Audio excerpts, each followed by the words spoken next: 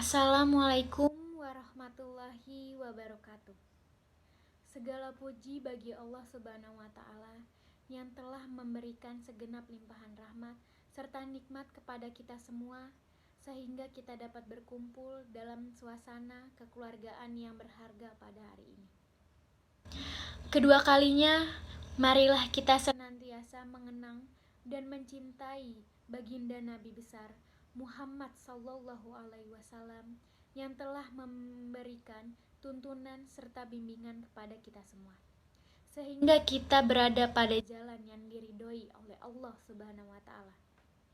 Yang terhormat Bapak Dr. Andes Haji Aminuddin IP selaku Guru Bahasa Indonesia, serta teman-teman kelas 12 IPS 5 yang saya cintai.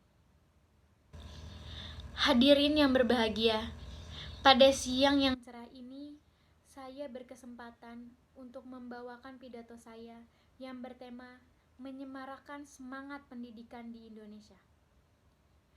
Pendidikan adalah salah satu hal yang cukup menarik untuk dibahas, mengingat peran pendidikan yang luar biasa bagi sebuah negara.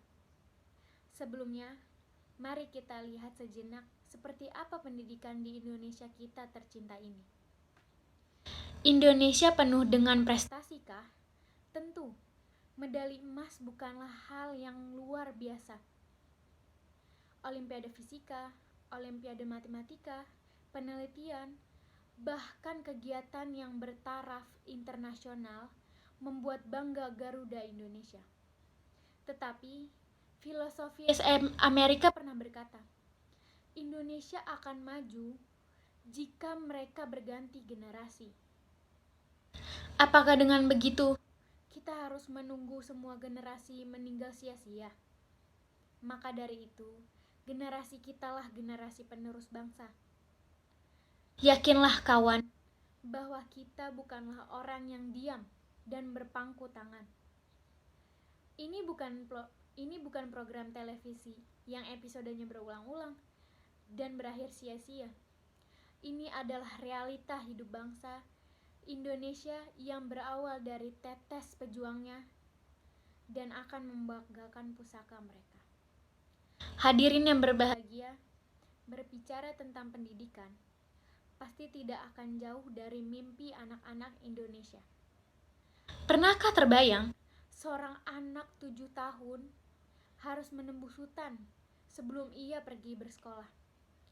Mereka harus naik perahu, menyeberangi sungai tanpa alas kaki, dan dengan bangga berseragam merah putih dengan tas di pundaknya dan sepatu di tangannya. Mereka hanya ingin membaca dan menulis, sehingga hingga suatu hari nanti ia bangga bisa menulis "Aku cinta Indonesia". Hanya itu yang mereka inginkan, kawan. Kalau ia bisa menjadi wakil Olimpiade Internasional, itu hanya bonus untuk semangatnya. Adria Hirata pernah berkata, kalau mereka adalah anak-anak desa didikan alam, mereka belajar dari alam, berbagi dengan alam, dan tumbuh dengan alam. Mimpi mereka sama seperti mimpi kita, tapi kadang semangat mereka lebih membara daripada semangat kita. Anak didikan alam inilah yang Indonesia perlukan, penuh dengan tanggung jawab dan pengabdian pada bangsa dan negaranya. Perbaikan kualitas bangsa harus ditempuh melalui jalur pendidikan. Jika tidak ada pendidikan yang layak di Indonesia ini, maka negara kita akan memiliki banyak pengangguran dan negara kita akan mudah diombang-ambingkan oleh negara lain. Dampak negatif bagi negara kita adalah angka kemiskinan di Indonesia akan meningkat karena semakin banyak pengangguran. Tetapi semua itu dapat dicegah melalui pendidikan yang tertata rapi dan pendidikan yang mampu memberikan moral yang baik. Para hadirin yang berbahagia, jika pendidikan di Indonesia membaik, maka negara kita akan maju dan mampu bersaing dengan negara-negara lain. Kita sebagai pelajar harus mempunyai semangat dan moral yang baik dalam belajar, supaya masa depan kita cerah. Terkadang, kita sebagai pelajar masih tidak mematuhi aturan yang ada di sekolah. Kita sebagai pelajar harus menghindari tindakan tersebut yang dapat merusak moral kita. Jadi, dapat disimpulkan bahwa pendidikan di Indonesia masih rendah, apalagi saat pandemi seperti ini. Pendidikan di Indonesia semakin menurun. Siapa sangka kita tidak bisa lagi belajar dan melakukan kegiatan secara tatap muka. Tetapi, semua itu bukanlah penghalang bagi kita untuk semangat belajar. Hadirin yang berbahagia, mungkin hari ini kita hanya seorang yang berbaju abu-abu putih. Tapi yakinlah, kalaupun hari ini kamu hanyalah anak petani, esok kamu pasti akan menjadi anak petani yang berdasi. Kalaupun hari ini kamu hanya anak pesisir pantai yang membantu ayahmu mencari ikan, yakinlah bahwa esok kamu akan mengajak ayahmu menaik perahu pesiar buatanmu.